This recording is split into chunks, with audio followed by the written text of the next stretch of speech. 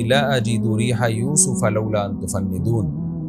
یوسف علیہ السلام کی خوشبو حضرت یعقوب علیہ السلام کو پہلے سے محسوس ہو گئی، بہت دور سے محسوس ہو گئی۔ یہ معجزہ ہے، اور اللہ تعالیٰ جب کسی کو کوئی بڑی نعمت دینا چاہتے ہیں تو عام طور پر اس کی پہلے سے اس کے لیے کوئی نہ کوئی اشارے اللہ کی طرف سے بعض دفعہ ملنا شروع ہو جاتے ہیں۔ اس کی ایک مثال ہے یہ واقعہ۔ یعقوب علیہ السلام نے اپنے بیٹوں سے کہا کہ میں تمہارے لیے عنقریب استغفار کروں گا۔ اس سے تہجد کی فضیلت اور تہجد میں دعاؤں کی قبولیت کی فضیلت بھی معلوم ہوتی ہے، اور اس سے ہمیں یہ بھی پتہ چلتا ہے کہ دعا بڑے اہتمام سے بھی ہمیں مانگنی چاہیے۔ بعض دفعہ صرف ایک ٹہلانے کا اور ٹرخانے کا طریقہ ہوتا ہے، اچھا جی دعا کریں گے، نہ۔ یعقوب علیہ السلام نے سوچا کہ میرے بیٹوں سے غلطی ہوئی ہے تو میں ان کے لیے خاص طور پہ رات کو اٹھ کے تسلی سے دعا مانگوں گا۔ تو یہ بھی ایک اہم بات، یعنی تہجد کی فضیلت اور دعا کی اہمیت کا بھی اندازہ ہوتا ہے۔ تیسری بات، معاف کرنے کی فضیلت ہمیں پتہ چلتی ہے اس آیت سے، کہ بیٹوں سے کتنی بڑی غلطی ہوئی، لیکن یعقوب علیہ السلام جو کر سکتے تھے وہ تو کیا، انہوں نے جو تفتیش کر سکتے تھے، جو اپنے اختیار میں نہیں تھا اس میں خاموشی اختیار کی، اور بیٹوں کو جب ندامت ہو گئی تو ایک حرف بھی طنز کا، طعنے کا بیٹوں کو نہیں دیا، بلکہ ان کے لیے دعا کا اہتمام کیا۔ اس میں حسن اخلاق اور مخلوق پر رحم اور رشتہ داری جوڑنا، یہ سب چیزیں اس سے ثابت ہوتی ہیں۔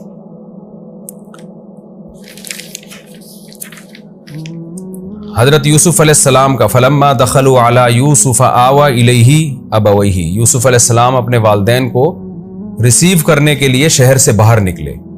اس سے یہ بھی پتہ چلتا ہے ہمیں کہ جب کوئی بڑا آپ کے پاس آ رہا ہو ملنے کے لیے تو دروازے تک جانا چاہیے، اس کا باہر نکل کے استقبال کرنا چاہیے۔ اسی طرح جب وہ واپس جا رہا ہو تو بھی اس کو چھوڑنے جانا چاہیے۔ اسی سے یہ ثابت ہوتا ہے کہ جن قوموں میں یہ رواج ہے نا کہ مہمان کو ریسیو کرنے بھی جاتے ہیں، اس کو دروازے تک یا اس کی جو گاڑی وغیرہ تک بٹھانے کے لیے بھی جاتے ہیں، تو یہ بھی اس اکرام کا تقاضا ہے۔ اور اس میں وقد احسن بی اذ اخرجنی من السجن، یہ میں پہلے بھی بیان کر چکا ہوں، خلاصے کے طور پہ دوبارہ بیان کر رہا ہوں کہ یوسف علیہ السلام نے اللہ کی نعمتوں کا تذکرہ کیا ہے، جو احسانات اللہ نے کیے۔ جب والد سے ملاقات ہوئی ہے تو پریشانیوں کا تذکرہ نہیں کیا۔ اس میں بھی ہمیں یہ ہمارے لیے عبرت کی اور سبق کی بات ہے کہ ہم بھی غموں کو بھول جایا کریں، اچھی چیزوں کو ہم یاد رکھا کریں۔ اور بھائیوں نے جو کنویں میں ڈالا تھا تو چونکہ بھائیوں کو معاف کر چکے تھے، تو من بعد ان نزغ الشیطان بینی و بین اخوتی، تو بھائیوں کے حسد کو شیطان کی طرف منسوب کر دیا کہ شیطان نے ہمارے ساتھ یہ کچھ کیا تھا۔ اور پھر اللہ سے دعا مانگنا، ربی قد آتیتنی من الملک وعلمتنی من تأویل الاحادیث، اس میں دعا کی فضیلت ہے کہ اتنے بڑے منصب کے بعد بھی اللہ سے دعا مانگ رہے ہیں کہ تو نے مجھے خوابوں کی تعبیر سکھائی، تو نے مجھے یہاں تک پہنچایا۔ تو ہماری بھی یہ ذمہ داری ہے، کوئی بھی نعمت ہو، اللہ نے میرے ساتھ یہ معاملہ کیا، اللہ نے مجھے یہ فضیلت دی، سب چیزیں مسلمان اللہ کی طرف منسوب کرتا ہے۔ یہ جو میں کا لفظ ہے نا، میں ایسا، یہ انداز اللہ تعالیٰ کو پسند نہیں ہے۔ ذالک من انباء الغیب نوحیہ الیک، یہ غیب کی خبریں ہیں جو اے محمد ہم آپ کی طرف آپ کو بتاتے ہیں صلی اللہ علیہ وسلم۔ تو اس سورہ یوسف میں ہمارے نبی صلی اللہ علیہ وسلم کے برحق اور پیغمبر ہونے کی بھی بہت بڑی دلیل ہے، کیونکہ یہ چیزیں انسان کو غیب کے یعنی وحی کے بغیر آپ کو معلوم نہیں ہو سکتی۔ یہ مکہ میں صورت نازل ہوئی ہے، نہ وہاں یہودی تھے نہ وہاں عیسائی تھے، اور آپ نہ لکھنا جانتے نہ پڑھنا جانتے، تو کیسے آپ نے اس واقعے کو اتنے بہترین انداز سے بیان کر دیا۔ اور آگے آ رہا ہے سورہ یوسف کے اگلے رکوع میں کہ اسی طرح بیان کیا جاتا ہے، یعنی یہ تصدیق کر رہا ہے یہ واقعہ ان کتابوں کی جو اس سے پہلے نازل ہوئی ہیں۔ اللہ نے تورات میں بھی ان واقعات کو بیان کیا اور انجیل میں بھی بیان کیا، تو قرآن بھی اسی انداز سے بیان کر رہا ہے۔ تو یہ صاف اس بات کی علامت ہے کہ یہ تینوں کتابوں کا نازل کرنے والی ایک ہی ذات ہے جس کو اللہ کہا جاتا ہے۔ تو یہ قرآن کے بھی برحق ہونے کی دلیل ہے۔ تو یہ ہمارا رکوع کمپلیٹ ہوا۔ اس میں کیونکہ واقعہ مکمل ہو چکا ہے تو سورہ یوسف کے اس واقعے سے ہمیں بہرحال جو ایک اہم چیز ملتی ہے، ایک تو حسد، کہ حسد بہت بری آفت ہے، اور اس سے جس سے آپ حسد کرتے ہیں اس کو لوگ کہاں تک نقصان پہنچانے کی کوشش کرتے ہیں۔ تو کوئی بھی ایسا کام ہمیں نہیں کرنا چاہیے جس سے لوگ ہم سے حسد کرنے لگے۔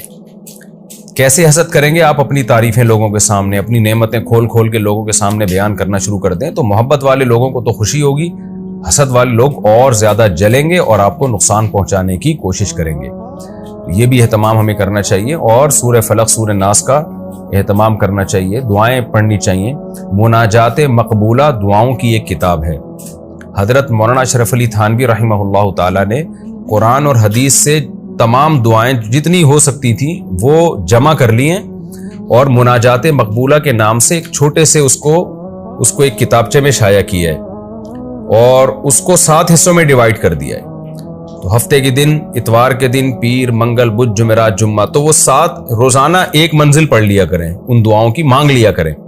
تو اس طرح سے کیا ہوگا کہ جتنی بھی قرآن و سنت میں دعائیں آئی ہیں نا تقریباً تمام کور ہو جائیں گی ایک ہفتے میں۔ تو ہم نے بہت سارے بزرگوں کو اس کا معمول دیکھا ہے کہ وہ مناجات مقبولہ کی پابندی کیا کرتے تھے۔ اچھا، اس میں ایک بات ہے کہ مولانا اشرف علی تھانوی رحمۃ اللہ علیہ نے تو وہ دعائیں جمع کی ایک چھوٹے سے کتابچے کی شکل میں، پھر لوگوں نے اس میں اضافے بہت کر دیے ہیں، بہت کچھ اس میں ایڈ کر دیا ہے۔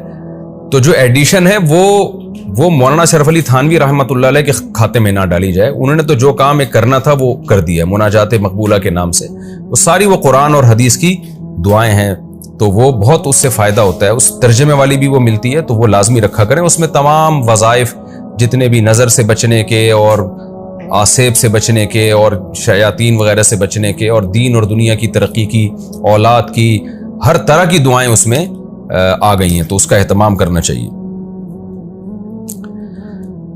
اور اس میں اہم پوائنٹ جو سورہ یوسف سے ہمیں ملا، کیونکہ اگلا جو رکوع ہے اس میں یوسف علیہ السلام کے واقعے کا تذکرہ نہیں ہے، تو اس لیے میں یوسف علیہ السلام کے واقعے سے جو ہمیں بیسک سبق مل رہے ہیں نا وہ یہی کمپلیٹ کر رہا ہوں۔ ایک اہم سبق ہمیں ملتا ہے کہ حاسد اگرچہ جس سے حسد ہو اس کو نقصان پہنچانے کی کوشش کرتا ہے، لیکن حاسد کو بھی اس سے ملتا کچھ نہیں ہے۔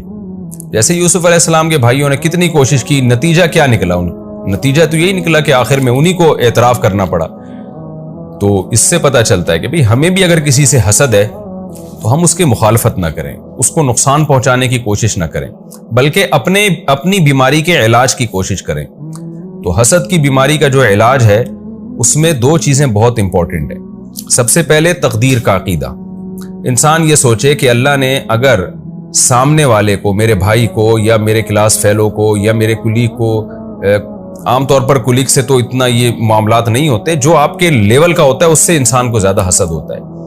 تو جس سے بھی اس طرح کا آپ کو حسد ہو رہا ہے نا، آپ اس کے لیے یہ سوچا کریں کہ جب اللہ اس کو کوئی فضیلت دینا چاہتا ہے تو میں اس کا مقابلہ نہیں کر سکتا، میں تقدیر سے لڑ نہیں سکتا، تو مان لو کہ یار اللہ نے اس کو فضیلت دی ہے۔ تو یہ جب تقدیر کا عقیدہ سوچیں گے نا تو انشاءاللہ اس سے سکون حاصل ہوگا۔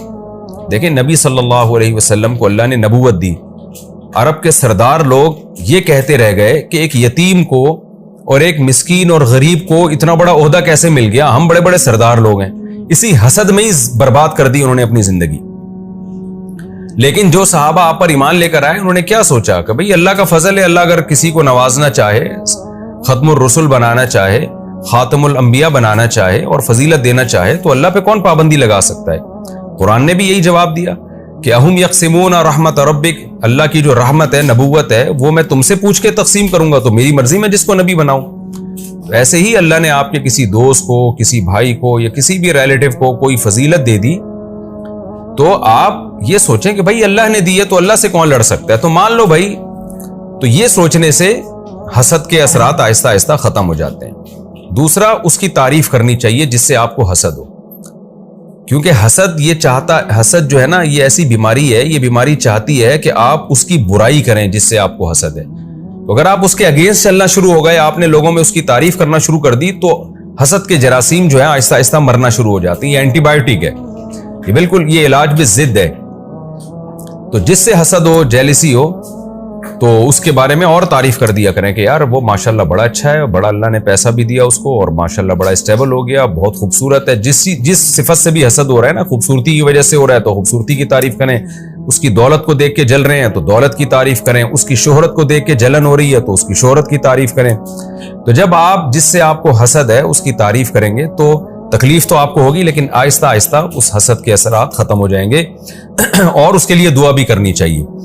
تو یہ دو طریقے ایسے ہیں جس سے حسد انسان کے دل سے ختم ہو جاتا ہے، ورنہ حسد کرنے والا زیادہ نقصان اپنا کرتا ہے۔ سورہ یوسف میں جو اس کا مقصد ہے نا، جو اس واقعے سے جو بنیادی، یہ تو میں نے بتایا حسد اور ناشکری سے بچنا، یہ بھی اسباق ہیں، لیکن اس کا جو جس کو کہتے ہیں نا سینٹرل آئیڈیا، وہ کیا ہے؟ صبر کی فضیلت۔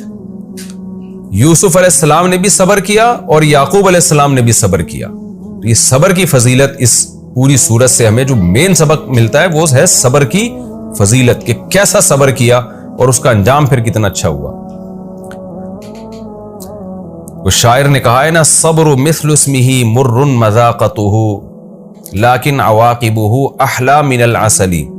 صبر عربی میں کڑوے پھل کو بھی کہتے ہیں۔ تو شاعر نے کہا ہے کہ صبر کا جیسا نام ہے نا، ویسا ہی صبر ہے بھی کڑوا، یعنی اپنے پھل کی طرح کڑوا ہے، لیکن اس کا انجام شہد سے زیادہ میٹھا ہے۔ صبر کرتے ہوئے تو انسان کو بہت ٹینشن ہوتی ہے، لیکن جب اس کی برکات